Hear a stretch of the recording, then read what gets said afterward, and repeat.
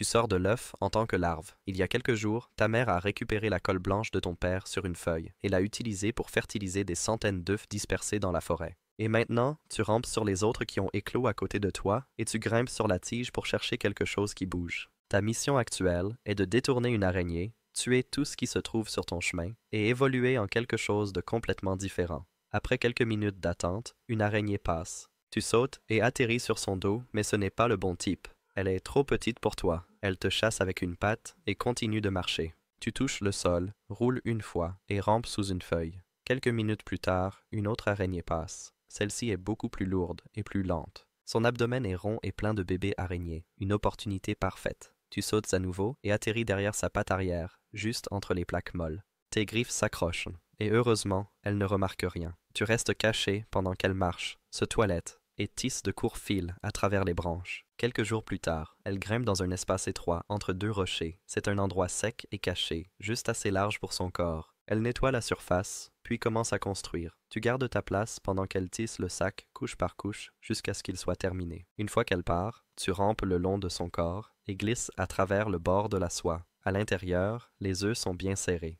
Tu en mords un et un liquide épais se répand dans tes mâchoires. Alors tu en mords un autre et continues de te nourrir jusqu'à ce que ton ventre commence à gonfler. Mais ensuite, quelque chose te frappe sur le côté. Un de tes frères larves t'a suivi à l'intérieur. Il te percute à nouveau avec ses mâchoires ouvertes. Tu l'attrapes avec tes griffes avant et le fais tourner, essayant de le jeter, mais il ne lâche pas prise. Tu le traînes à travers la soie et accroches une patte sous son corps, puis tu tires et déchires son flanc, le tuant instantanément. Tu te retournes vers les œufs et te nourris jusqu'à ce qu'il ne reste plus rien, car dans quelques jours, quelque chose d'important va se produire dans ton corps. Avance un peu et tu as maintenant 5 semaines. Après avoir vidé chaque œuf à l'intérieur du sac, tu t'es scellé à l'intérieur avec ta propre soie et as attendu quelques semaines. Maintenant que ton corps a changé, tu déchires le cocon et sors en rampant. Tes pattes sont plus longues, tes yeux sont plus aiguisés et 2 ailes molles pendent pliées contre ton dos. Tu ne ressembles plus à une larve. Tu ressembles à une guêpe avec un chromosome supplémentaire. En dessous de toi, des fourmis envahissent l'écorce en longues lignes.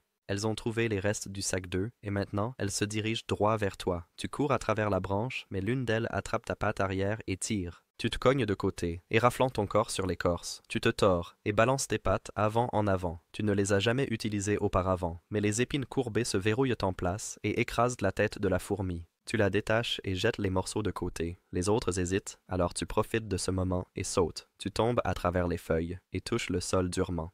Une aile se plie sous toi, mais rien ne se déchire. Tu te traînes entre 2 rochers et attends que les ombres au-dessus cessent de bouger. Après un moment, tu rampes à nouveau à découvert et grimpes sur une tige basse. Tes ailes sont encore molles, mais tu les ouvres quand même. Tu déploies tes ailes et pousses une fois, te soulevant juste au-dessus du sol. Tu atterris, te remets en position et pousses plus fort. Cette fois, tu franchis les tiges et glisses au-delà de la mousse, atterrissant proprement sur un rocher plat. Tu te nourriras de nectar pendant un moment, mais cela ne suffira pas longtemps. Quelque chose dans ton corps veut encore plus. Tu as maintenant 2 mois. Tu voles bas entre les branches depuis des heures. Tu as vu beaucoup d'insectes, mais tu ne peux tout simplement pas les attraper. Ta première tentative était un scarabée, reposant immobile sur une feuille. Tu t'es approché le long du bord, as levé tes pattes avant et as bondi. Mais tes griffes ont frappé trop large et l'ont renversé sur le côté. Le scarabée a dégringolé de la feuille et a disparu dans l'herbe avant que tu puisses réagir. Plus tard, tu as repéré un papillon de nuit, réchauffant ses ailes dans un rayon de soleil. Tu as plané juste au-dessus de lui, aligné ton attaque et tenté de le tuer. Mais le papillon a vu l'ombre, s'est aplati et s'est envolé dans les airs avant que tes griffes ne le touchent. Tu l'as poursuivi pendant quelques secondes, mais ton corps n'est pas fait pour la vitesse. Tu as abandonné avant que tes ailes ne s'épuisent. Alors tu es affamé maintenant. Le nectar ne te gardera pas en vie beaucoup plus longtemps, et tes griffes sont faites pour tuer, mais pour l'instant, elles ne font rien. Tu essaies encore une fois. En tournant au-dessus de l'herbe, tu repères une fine toile tendue entre 2 branches. Il y a une mouche prise à l'intérieur et aucune araignée autour. Tu ralentis tes ailes, descends plus bas et trouves quelque chose de nouveau. Au lieu de chasser, tu atterris juste en dessous de la toile et te figes. Puis tu lèves tes griffes et retires la mouche en un seul mouvement fluide. Les fils s'étirent, mais ne se cassent pas. Tu te tournes pour partir et t'arrêtes, car l'araignée est déjà en train de revenir. Elle a dû le sentir. Tu te tords entre les feuilles et descends bas dans l'herbe jusqu'à ce que tu sois sûr qu'elle ne te suit pas. Quand tu atterris, tout ton corps tremble, mais la mouche est toujours dans ta bouche. Tu lui arraches les ailes et bois tout ce qu'il y a à l'intérieur jusqu'à ce qu'il ne reste plus rien. C'est la première vraie nourriture que tu as eue depuis des jours, et elle ne vient pas de la chasse, elle vient du vol. Tu n'es pas le seul mantispide ici non plus. D'autres chassent le même terrain, et certains sont plus gros que toi. Tu devras devenir plus intelligent, ou tu ne survivras pas à la semaine prochaine. Tu as maintenant 2 mois et demi. Depuis 3 nuits, tu reviens au même coin de forêt. Il y a une toile cassée tendue entre 2 racines, et l'araignée qui l'a construite ne semble pas se soucier de ce qui manque. Chaque fois que tu reviens, quelque chose de nouveau est piégé à l'intérieur, et chaque fois tu le prends. Mais aujourd'hui, quand tu arrives, quelqu'un est déjà là. C'est un autre mantispide. Elle est plus âgée que toi, et 2 fois plus grande. Une de ses pattes est arrachée à l'articulation. La blessure est cicatrisée, mais elle se déplace avec une boiterie, et quand elle te voit, elle s'avance vers la toile et déchire la mouche avant que tu puisses même l'atteindre. Tu planais bas avec tes griffes levées, la regardant déplacer son poids comme si elle était sur le point de partir, mais juste au moment où elle se tourne, tu frappes.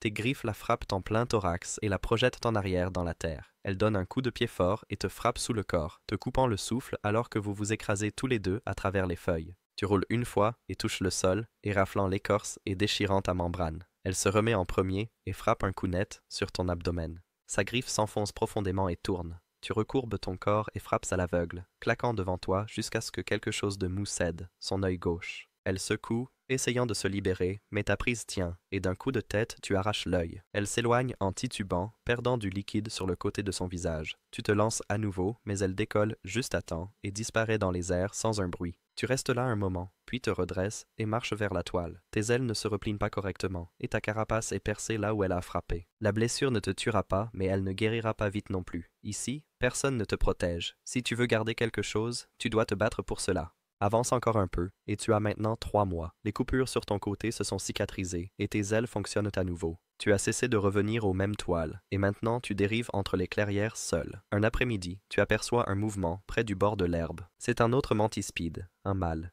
Il atterrit à quelques branches de distance, mais tu restes immobile. Il avance lentement. Tu peux dire que quelque chose dans son langage corporel est différent. Il n'est pas là pour tuer. Tu te tournes vers lui avec tes pattes levées, à mi-hauteur, mais il ne s'approche pas. Il reste immobile, abaisse son abdomen et dépose quelque chose de blanc sur la feuille. C'est ainsi que les tiens trouvent des partenaires.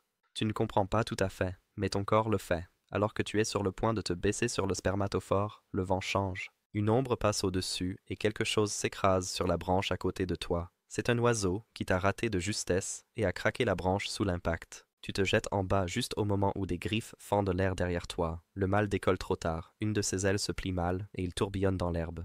Tu n'attends pas de voir ce qui se passe ensuite.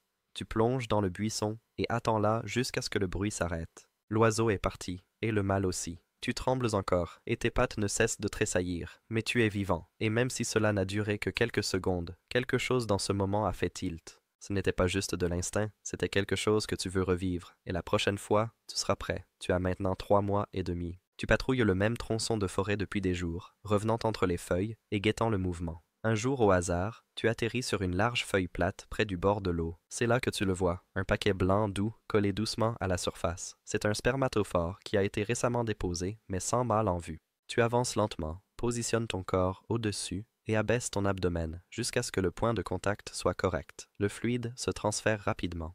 Tu restes immobile jusqu'à ce que ce soit terminé. Puis tu recules. Tu ne te sens pas différent, mais quelque chose en toi change. Tu grimpes à l'arbre le plus proche et t'arrêtes à mi-hauteur de la branche. Puis tu commences à pondre. Chaque œuf se place parfaitement, avec un espacement parfait, l'un après l'autre, avec son propre écart parfait.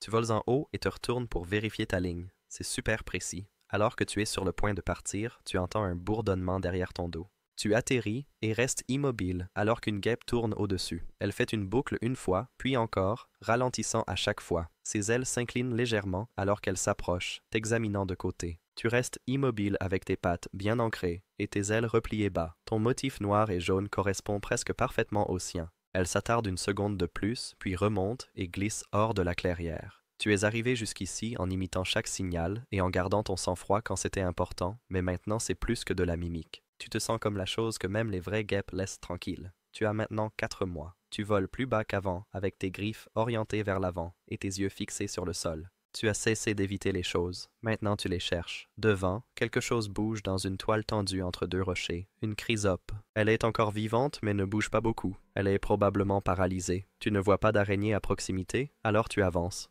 Tu atterris juste en dessous de la toile et tends la main. en roulant tes griffes autour de l'insecte sans secouer les fils. Puis, quelque chose frappe le rocher à côté de toi. Une araignée saute du bord opposé et atterrit directement sur ton chemin. Elle écarte ses pattes, puis se jette sur toi. Tu attrapes son visage avant qu'elle ne fasse contact. Tes griffes s'enroulent fermement autour de l'avant de son corps et l'une glisse sous l'œil. Elle recule brusquement et te projette à travers la pierre. Tu frappes fort, mais te remets vite, et avant qu'elle ne puisse fuir, tu sautes à nouveau. Cette fois, tu atterris sur elle. Tu te cramponnes au thorax et la forces à terre. Elle secoue une fois, puis se libère et s'enfuit. Tu attends qu'elle soit partie, puis te retournes vers la toile. La chrysope est toujours là. Tu la libères, casses la soie et traînes le corps dans l'herbe. Tu lui arraches les ailes et bois tout ce qu'il y a à l'intérieur, jusqu'à ce qu'il ne reste plus rien. C'est ta deuxième vraie proie, mais c'est la première que tu as prise par la force. Tu ne t'es pas caché. Tu t'es battu et tu as gagné, et maintenant tu sais ce qui se passe quand quelque chose te défie. Il perd. Avance un peu, et tu as maintenant 4 mois et demi. La branche sur laquelle tu as pondu tes œufs est toujours en place, et l'écorce est parsemée de formes larvaires qui ressemblent à ce que tu étais il y a des mois. Tu n'as pas mangé aujourd'hui, mais tu ne ressens plus l'urgence. Tu atterris sur une large feuille en plein soleil et commences à nettoyer tes pattes avant. Les épines sont émoussées par l'usage, mais encore assez aiguisées pour attaquer si nécessaire. Tu as combattu des araignées, tué les tiens, mangé de vraies proies, et t'es défendu contre quelque chose de bien plus fort que toi. Tu as fait tout ce pour quoi ton corps était conçu. Il n'y a aucune menace en vue, juste une lumière chaude et un air immobile. Puis, du coin de l'œil, quelque chose s'élève à travers l'herbe. C'est orange et bien plus grand que toi. C'est un frelon. Tu te mets en position. Tu as déjà fait ça. Tu as verrouillé tes ailes en place et imité chaque angle parfaitement. Ça a marché sur les guêpes et même les araignées. Mais cette fois, l'attaquant ne ralentit pas. La forme te percute la poitrine avant que tu puisses réagir. Un dard glisse entre tes plaques et s'enfonce profondément, puis se retire tout aussi vite. Tes muscles ne répondent pas. Tes ailes restent pliées et tu restes complètement immobile alors que le venin se répand dans ton corps. Il n'y a plus rien que tu puisses faire. Tu meurs dans la même pose qui t'a autrefois sauvé la vie. Au-dessus de toi, sur la branche que tu gardais, un de tes œufs se fend et quelque chose commence à en sortir. La vie en tant que menthe spitgape peut être rude, mais il y a un autre animal là-bas qui a bien pire. Crois-moi, c'est fou. Regarde la vidéo et vois par toi-même.